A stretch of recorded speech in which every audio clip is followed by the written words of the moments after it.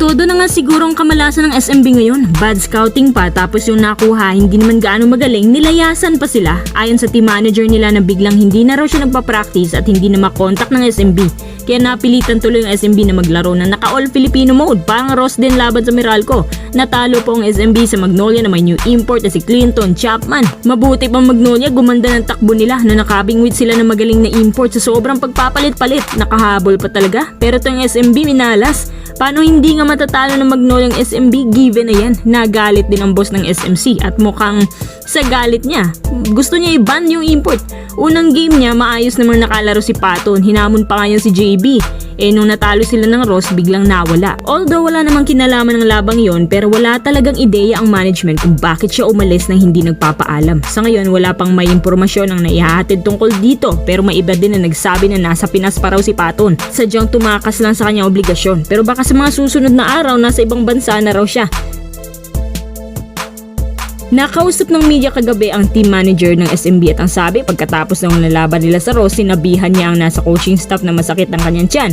Marami daw siyang rason, pero meron naman siyang mga exit reviews. Mukhang wala nang balak magtagal. 2:00 ng hapon kinontak siya ng management pero hindi na sumasagot kahit nasa condo unit naman siya. Yung personal driver lang niya sumasagot sa tawag nung nalaman niya na tinawagan siya. Sinara daw niya ang kanyang pintuan at napag-alaman na umalis na pala. Akala ng management magpapahinga lang kasi sabi niya after the game, bigyan lang daw siya ng konting oras, magpapahinga lang daw siya. Pero ito palang gagawin niya. Sinabi nila ng team manager na napaka-unprofessional daw na import na to. Wala sila magagawa kundi maghanap na agad. Makaka-apekto ito ng malaki sa kanilang campaign ngayon. Pero sa palagay ko, hindi pa naman huli ang lahat. Paano kung matulad din sa Magnolia ang SMB?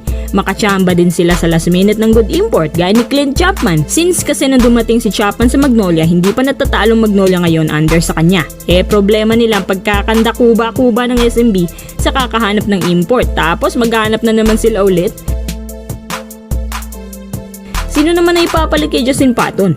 Pinakamalapit at unang option ay si Benny Boatwright since wala namang height limit ngayon. Si Benny Boatwright po ay nasa Maynila pero hindi para maglaro. So ngayon, susubukan ng SMB na hatakin na naman si Boatwright para kumbinsihin na maglaro sa kanila. Kaya lang yung adjustments na naman na masusubukan kay Boatwright kasi kahit nakapaglaro raw siya sa KBL recently, may isang scout ang nakapagsabi na parang hindi naman siya masyadong kondisyon talaga.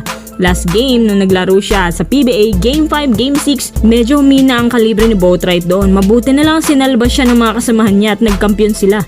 Pero dahil kulang na sa panahon at oras kaya kailangan madaliin na lang nilang pagkuha.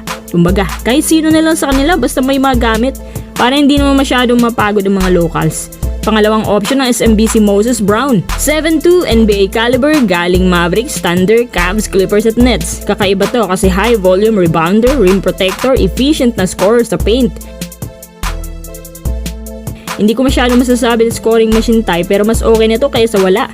Experience na NBA player. Pero para sa akin mas maganda talaga kung kumuha sila ng 6'6" import na can shoot both ends of the floor. Maraming bigman ng SMB.